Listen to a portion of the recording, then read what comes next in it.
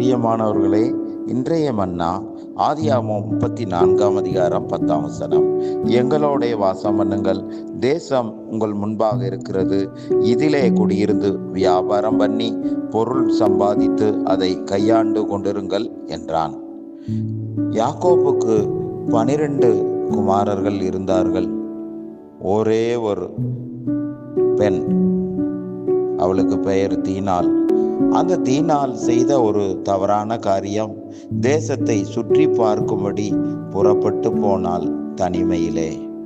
ஆனால் அந்தோ பரிதாபம், அந்த தேசத்தின் அதிபதி சீகேம் என்பவன் அவளோடு மதிகேடான பாவத்தை செய்துவிட்டான். வேதம் சொல்கிறது, தன் இஷ்டத்துக்கு விடப்பட்ட பிள்ளையோ தன் தாய்க்கு வெட்கத்தை உண்டு பண்ணுவாள். இந்த நாட்களிலே பெண் பிள்ளைகள் வேலை செய்கிற இடங்களிலே லிவிங் டுகெதர் என்று சொல்லி தவறான பாவத்திற்குள்ளாக கடந்து போகிறார்கள்.